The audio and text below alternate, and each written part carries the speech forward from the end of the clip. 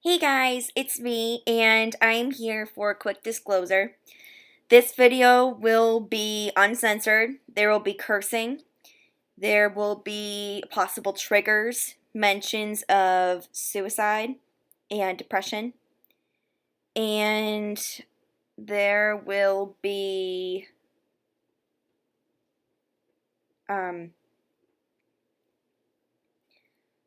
just general mentions of things that are very disturbing.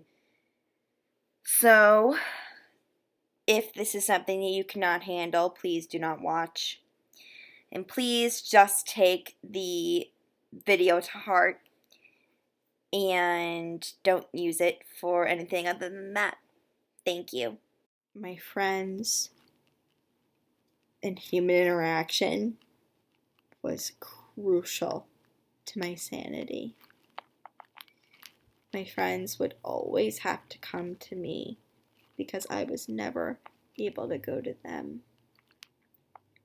I would have to make designated time for my friends, and I would literally set alarms like anywhere from a half hour to an hour before they would show up, so I would have time to get dressed and eat and wake up before they came. I would literally force myself to wake up so I could spend time with people from outside my box.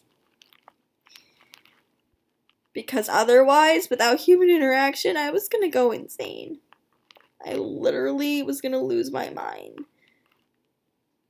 I was so lonely, especially because when I was awake, most of the time when I was awake at night. So at night, everyone is asleep. So you are alone. Really alone. There's not even the people in your house to talk to because everyone's asleep.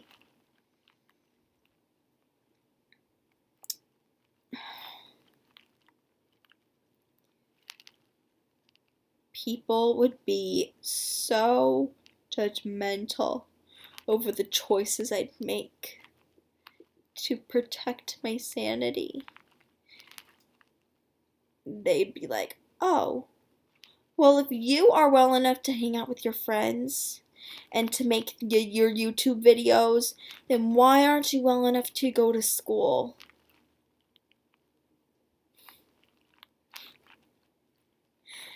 That killed me because they had no idea what I was going through.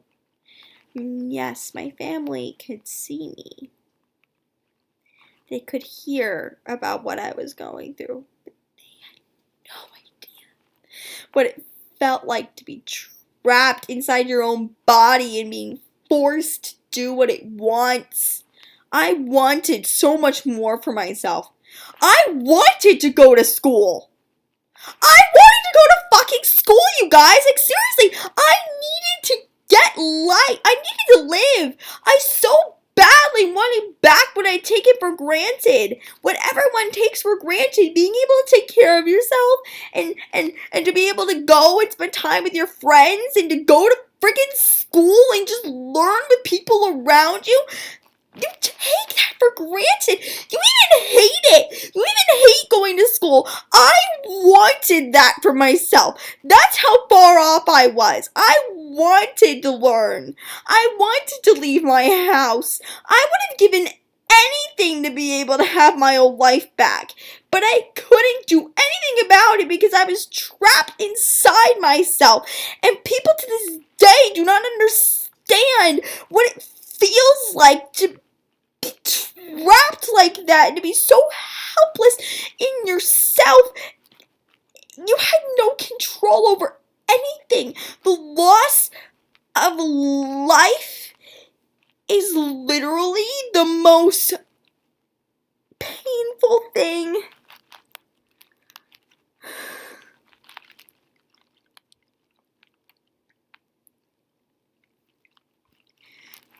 There's literally worse than losing yourself.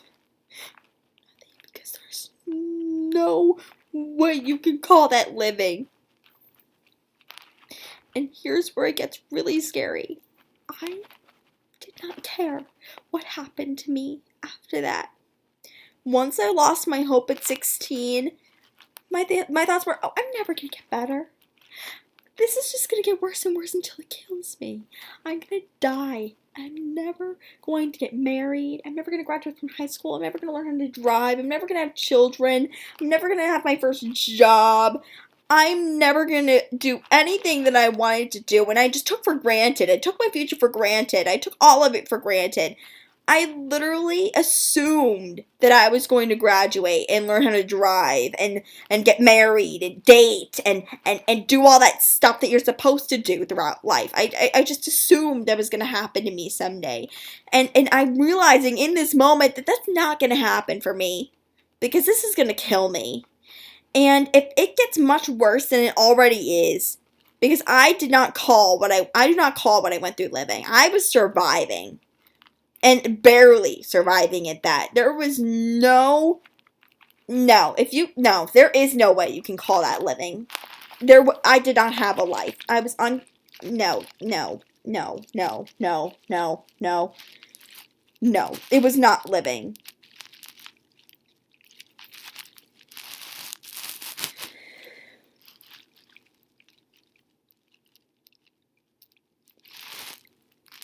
Brain literally had to cut off emotion. And I did not laugh as often.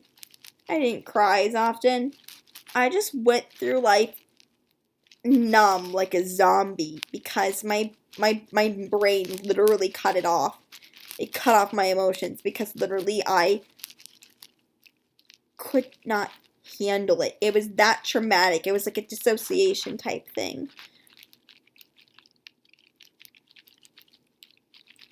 I literally thought that I was going to die. I literally thought that this thing was going to kill me. And I literally told my mom, I said to her multiple times, not just one time, multiple times, and this is like literally the scariest thing ever that I'm about to say to you. I literally said to her, if I get any worse than I already am, I'm going to kill myself. Because I was in so much pain. I was about to say living like that, but that's not a life. I didn't have a life. I didn't think I was going to get my life back. And I literally did not want to be in a world where I had no happiness or hope. And basically, I was saying, if this doesn't kill me, I'm going to kill myself first. That's what I was saying. I can't bear the pain anymore.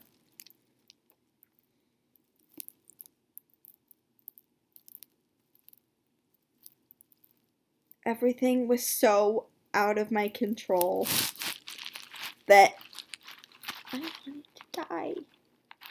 I was okay with the idea of dying. And for a person who, as a kid, literally had the world's greatest fear of death and the people around her that she loved dying, to want to die, that's rock bottom. I was suicidal. I was depressed. I had no life. I had no hope. There was literally nothing good going for me. Except for my friends and my writing. I literally did not grow out of my dolls. Obviously, I'm still with them and stuff, but I couldn't play with them. I mean, please, if I couldn't even take care of myself, like brush my own hair and hell, I didn't even put deodorant on. If I can't even rub a stick of deodorant underneath my arms, how do you expect me to go into another room and play with dolls? Like, are you kidding me? I'm sorry. It's impossible. I missed them beyond imagine, and I kept growing my collection. But I didn't use them. I didn't even touch Mia. Like, are you kidding me? Like, Mia went left untouched for years. Like, was nothing for me. I lost the ability to read. I love to read, and I lost the ability to read because, like, concentrating on something like that hurt my head. I literally didn't have the ability to read.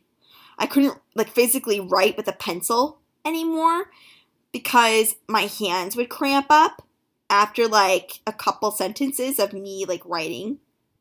My hands would cramp up, and literally, like, they would literally, like, I could not control them, and, like, I would drop the pencil. Like, literally, I could not write. I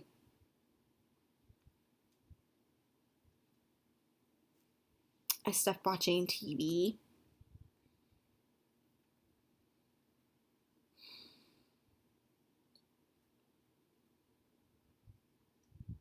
The only connection that I had to anything was through YouTube.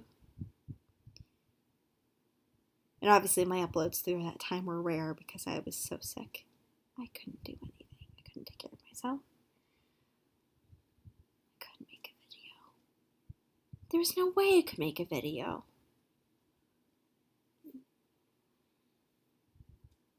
That's why it took me over 6 years to grow my channel, because the first 5 years my channel existed, I was suffering so greatly. You guys had no idea just how badly I was in pain and how miserable I was.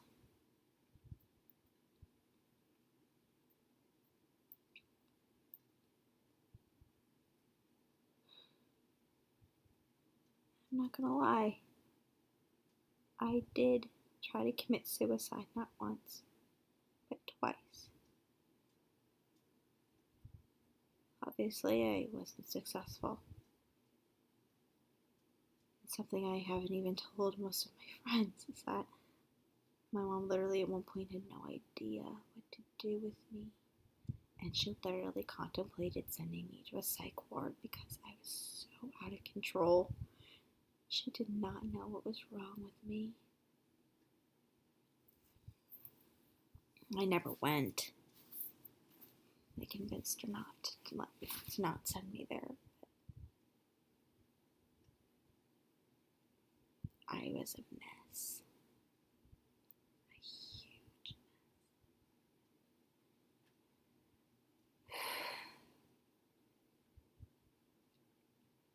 My mental health went to shit because I thought that I was going to die and there was no hope for me and yada yada yada. I thought death was a reprieve. Quite honestly, it would have been a great reprieve for me. But obviously I'm still here. I'm still living and breathing and talking and smiling. I don't even know how I'm still smiling. It hit me one day, I was like, how am I still smiling? How am I still laughing? How am I still feeling happiness? And there's really only one explanation for why I'm still happy. It's because I'm a fighter. The baby that was born with a broken clavicle and breathing issues is a fighter. The girl who's held an invisible sword and shield, let's be real, it's been useless to me her entire life. And has been fighting left and right with no breathing break. She's a fighter. And so far there is nothing that has knocked me down permanently because I'm still here. I'm still breathing and I'm still living to tell the tale. Granted, it's not easy being me. It's not easy having those memories of pain and suffering and complete and total turmoil there, hurting me continuously all the time. in the fear that the Lyme disease that is now in remission may come back.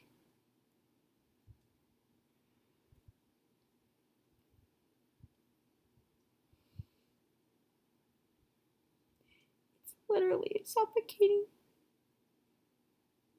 I can't go through that again.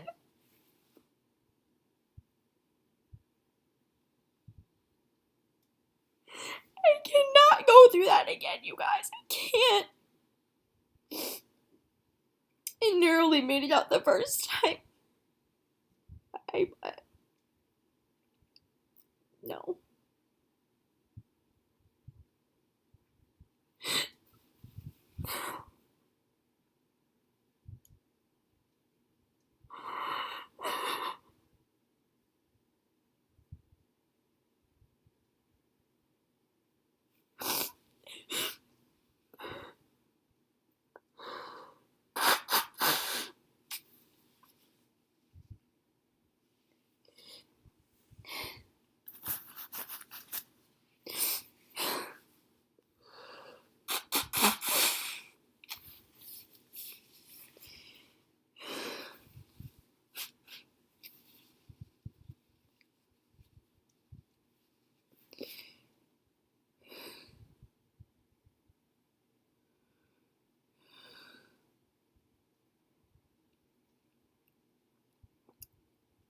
I can never think about it without crying. And I can never think about it without my throat closing up and my chest tightening and literally just fear like completely overrunning my body.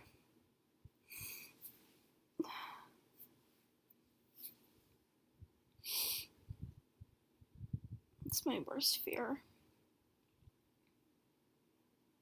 Having to go through that again.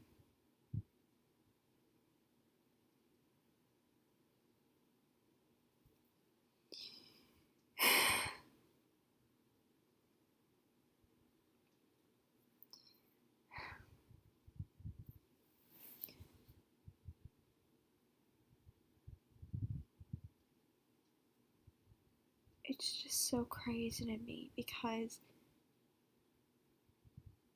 all these years of me having this channel, I have not been as real and as honest with you as I am right now in this moment. I've never been this raw, this forthcoming.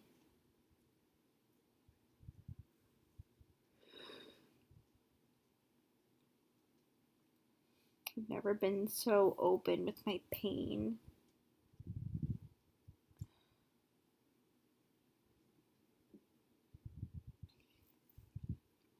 And I just found it so crazy how some of you would like comment on my videos and say how lucky I am. I had no idea that I was living anyone's worst nightmare.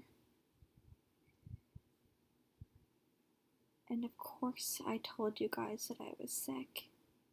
And of course I told you guys, to a degree what I was going through. But I've never been as open with you guys as I have been in this moment. I never dropped down my walls like this to you.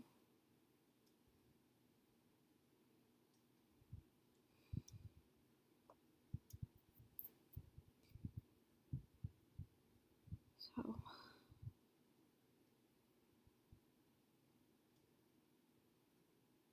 now I guess you guys want to know how the story ends.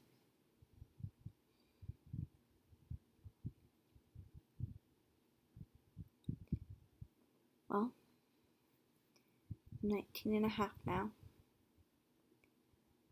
I'm now driving, something I never ever thought that I'd be able to do. When I passed my test, I was ecstatic. It was almost like I was in a dream. I was almost expecting to be pinched and woken up. I've completed 2 out of my 4 GED tests. I'm halfway to getting my high school diploma. Something else I never ever thought was going to happen for me.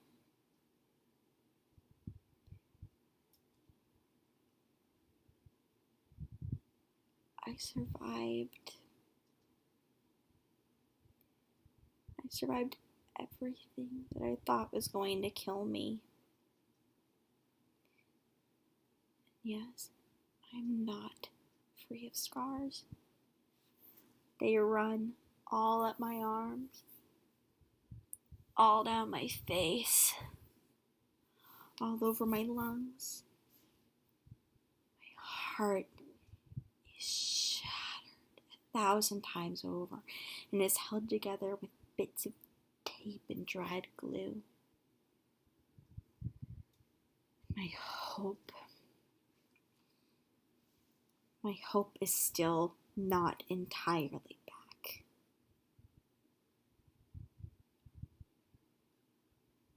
But I'm alive. I'm battered, bruised, broken, traumatized. But I'm breathing. I made it alive out of what I thought was going to kill me. I can look back at everything and say that it happened and that I lived through it all. I won't say that I'm whole. I won't say that I'm cured. I won't say that I'm unbroken. But I'm alive. And while I am not perfect, I still have my sleep issues. My fatigue still lingers.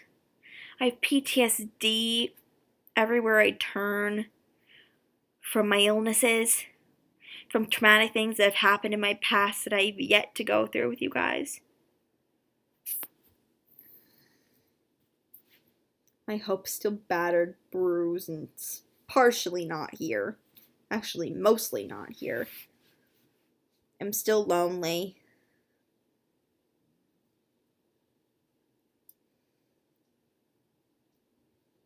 But I'm so much better than I was. I'm still alive.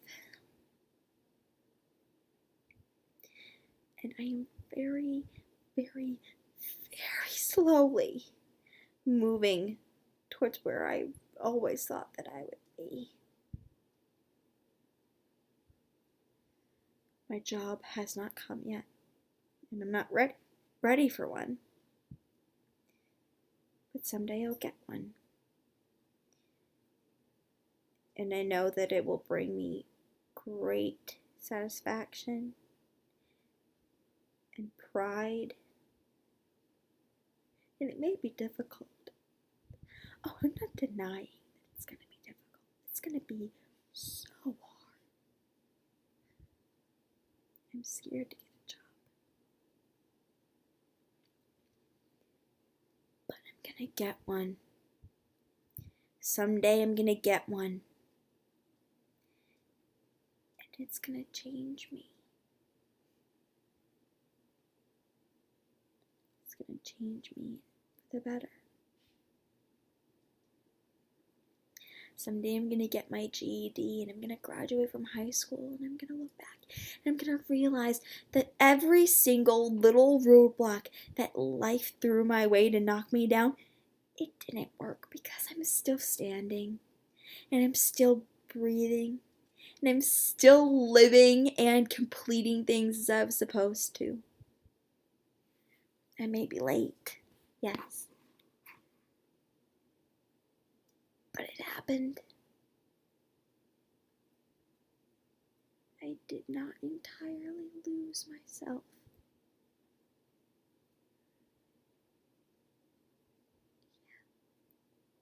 I have to find my way.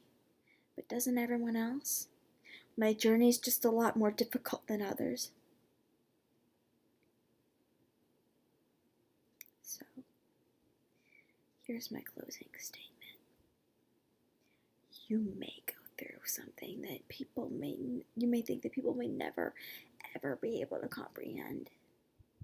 I still don't see people comprehending what I went through, understanding the sheer greatness of an impact it had on me and on the way I view things in the world. I'm very pessimistic now. I don't trust doctors because I've been to countless amounts of them, and most of them have not been able to help me. I hate showing vulnerability to people because I don't want people to pity or worry about me. I don't want people to suffer the way that I did. I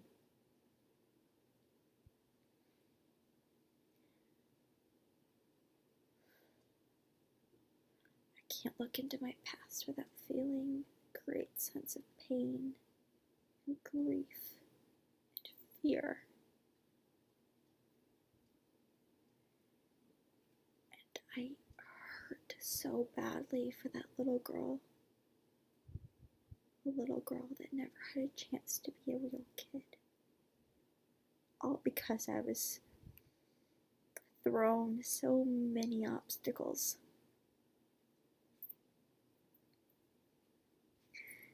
But while I'm not perfect, my life story is anything but perfect. It's not ideal. I'm not healed whatsoever. Not even close. But I made it. I made it, damn it! I came out of that fire alive! What I thought was gonna burn me ended up touching me, but it didn't kill me. Covered in first-degree burns, but I'm still here, baby.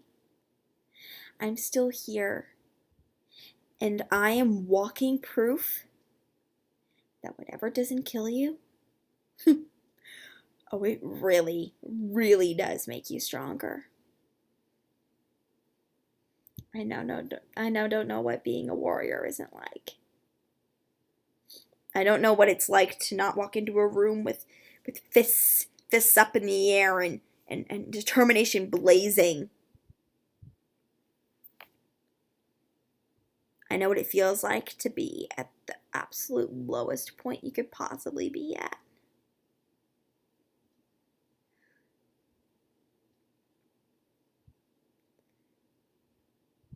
But I'm walking proof that you can survive.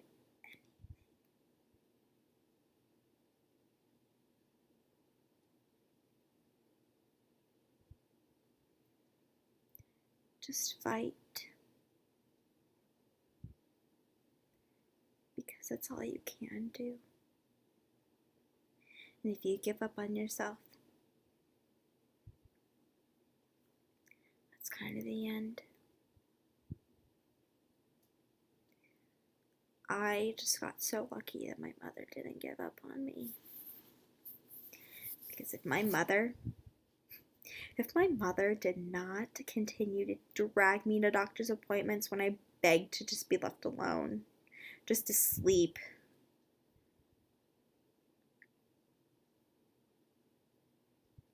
I'd be dead.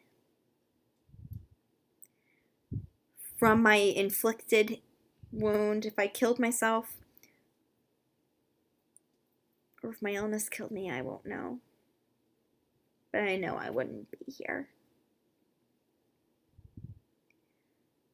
And writing.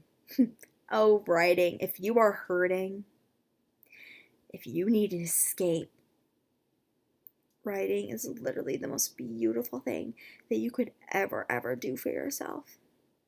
I created worlds, stories, weaved great tales of people who have gone through such crazy crap. And I smile because they saved me just as much as my mom did. It allowed me to leave myself leave my bed, leave my box, and experience something greater. I had a boyfriend. I had a job. Hell, I had babies and got married. In the world of writing, it gives you the control that people like me so desperately need. The control that you literally need and crave is right there. My keyboard was my best friend. And still is my best friend.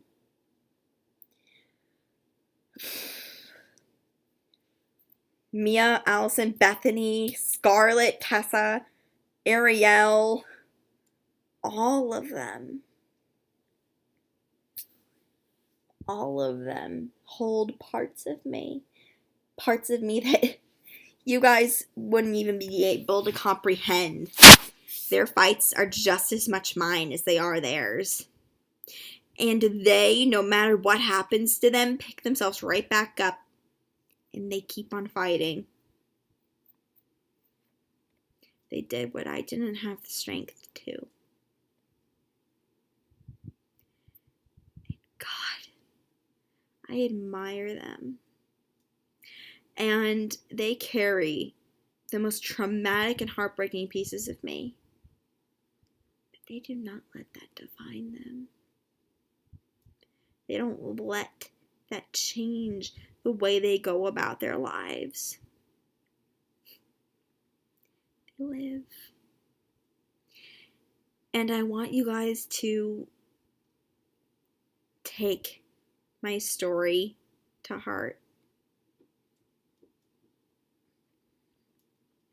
Just know that everything happens for a reason.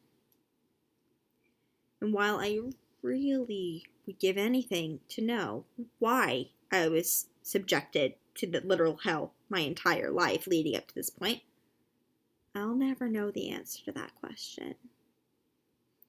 And that's something that I'm going to have to come to terms with, just like I'm going to have to come to terms with everything that happened to me. Whether it was my physical ailments, the trauma I've experienced at people's hands, or just overall failures of people that I loved and thought would be there for me forever. Betrayals of people who I really, really loved. Each one broke my heart all over again.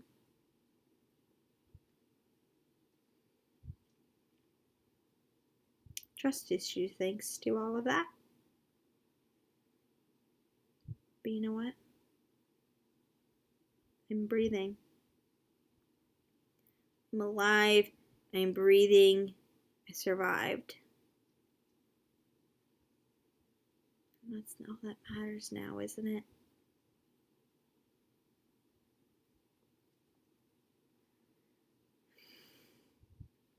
I'm trying to end this on a positive note, but I'm having a really hard time doing so. Well, I guess what I'm going to say now is I hope that this had the effect that I wanted. I hope that you guys can understand me better. I hope that you may have connected to something that I went through and that it helped you.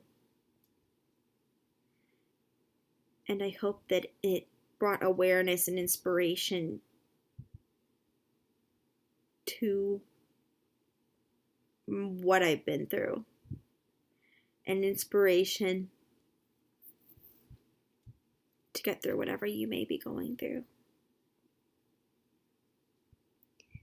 Because I'm not going to pretend for a second that I'm okay.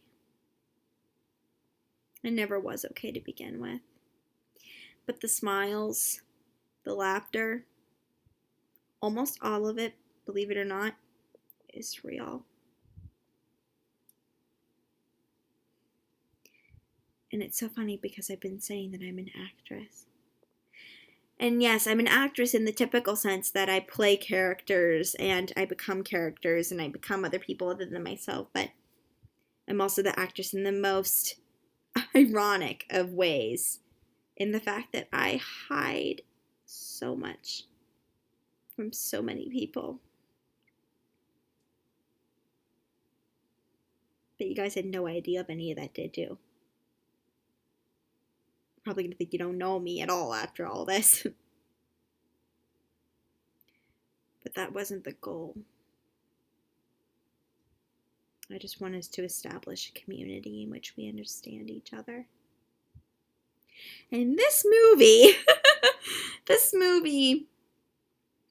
I'm definitely breaking up into at least 3 parts. This movie's gonna do that. And if you want to tell me your story, I'll listen to you. And chances are I'll be able to empathize with anything that you've been through. If you may think that that's my entire story, that's just my health story. We could also go into detail of my traumatic past and experiences with people. But I'm not ready to go into that with you guys. It's hard enough for me to face on my own. I don't know that I'll ever come out and say what I was hinting at before.